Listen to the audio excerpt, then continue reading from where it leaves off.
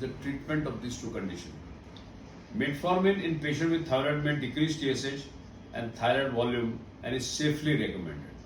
You can give metformin to diabetic patients who have suspected thyroid disease and they have actually beneficial effect. While sulfonylureas, which are commonly used drugs for control of diabetes, may increase thyroid hormone levels. Thiazolidinediones should be avoided in Graves' orbitopathy. We have eye problems when orbitopathy means exophthalmos. Thiazolidinediones with the new set of drugs used to treat diabetes should be avoided.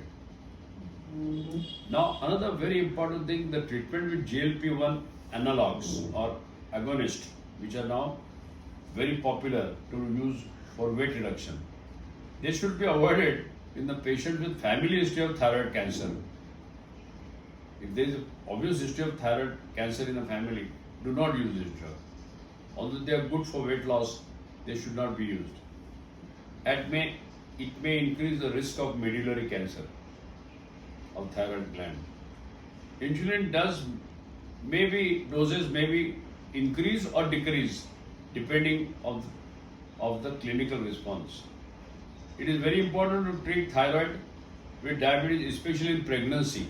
Now remember, thyroid disease in pregnancy is again a very tricky situation, and particularly if a patient is a diabetic and has a overt hypothyroidism. What happens in such patient? The baby's size is large because baby's gland produces more thyroxine to help mother and also produces insulin. So baby's weight is large, a large size baby, and the chances that the baby's cord blood is now compulsorily checked for TSH, because the TSH is high, this child can become a mentally retarded child known as cretinism, and our country cannot afford any mentally retarded child. So this is mandatory that cord blood needs to be sent for estimation of TSH. This is followed very strictly. Although treatment of hyperthyroidism is surgery, remember that, and radioactive iodine. But radioactive ablation and thyroid medication has a risk factor. You give radioactive thyroid, it has a definite risk factor. Antithyroid medication has a risk factor which is again different. Drugs like marcazoles, they can cause bone marrow suppression also. Antithyroid drugs to be used with caution.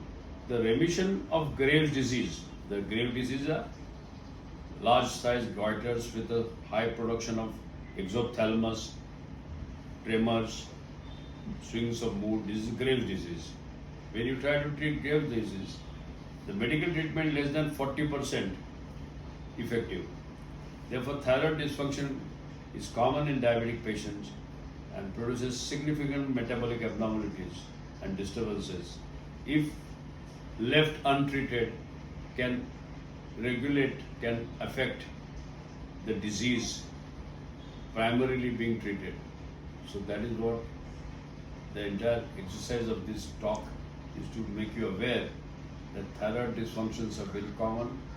Do not hesitate to take a help of your endocrinologist to treat it properly, adequately and scientifically. Thank you very much.